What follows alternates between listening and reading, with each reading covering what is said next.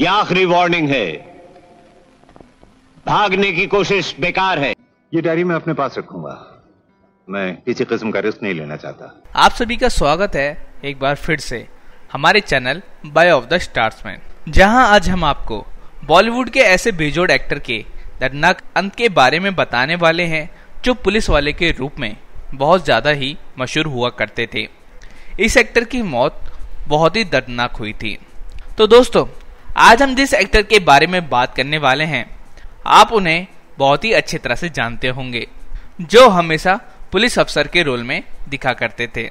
वो कोई और नहीं बल्कि बॉलीवुड के महान एक्टर इफ्तिखार थे।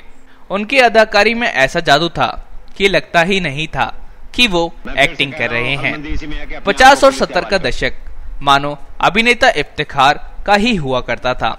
जंजीर का पुलिस कमिश्नर सिन हो या डॉन का डीएसपी डी सिल्वा का रोल, इफ्तिखार ने इन किरदारों को ऐसा निभाया कि उनकी टक्कर का फील्ड में पुलिस वाला आज तक बॉलीवुड में दूसरा हुआ ही नहीं।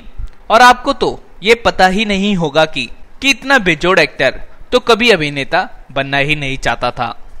इफ्तिखार तो सिंगर बनने का सपना देखा करते थे। 1920 को जलंधर में पैदा हुए इफ्तिखार अमीर खानदान से थे।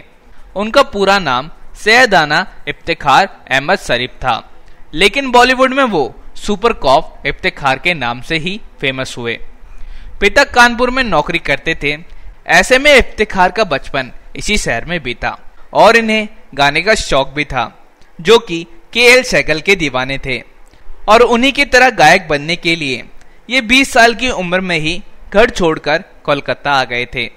और कोलकाता में जब वो उस जमाने की मशहूर कंपनी HMV में इंटरव्यू देने गए तो वहां गायक कमल दास गुप्ता भी उनकी आवाज सुनकर हैरान हो गए थे और कंपनी में उनको अपने साथ जोड़ लिया और बतौर गायक उनकी प्राइवेट एल्बम भी रिलीज की।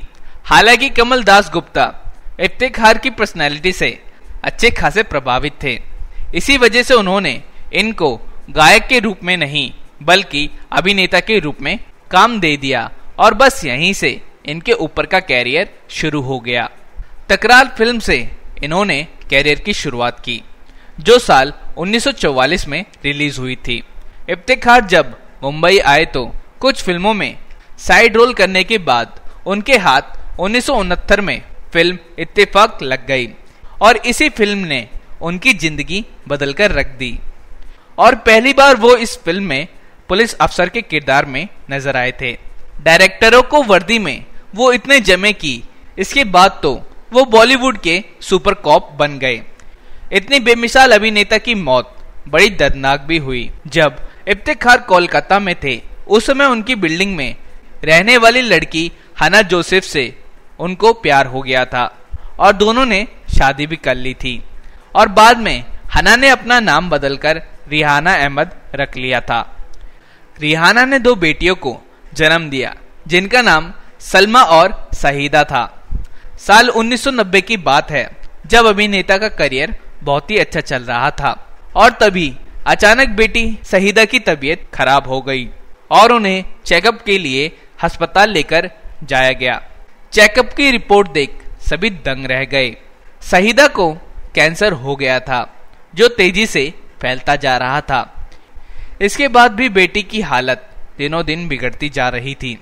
अभिनेता इफ्तिखार हर रोज बेटी को मौत के मुंह में जाता देख रहे थे। 5 साल तक वो ऐसे ही बेटी को दर्द से तड़पता हुआ देखते रहे। बेटी के दर्द को देखकर वो तकिए में मुंह छिपाकर रोया भी करते थे। 5 साल तक हर रोज बेटी की हालत देखते देखते तनाव और चिंता ने उनको भी अंदर से गंभीर बीमार कर दिया। साल 1995 में कैंसर से तड़प तड़प कर उनकी बेटी की मौत हो गई और इस बात से इफ्तिखार सदमे में चले गए।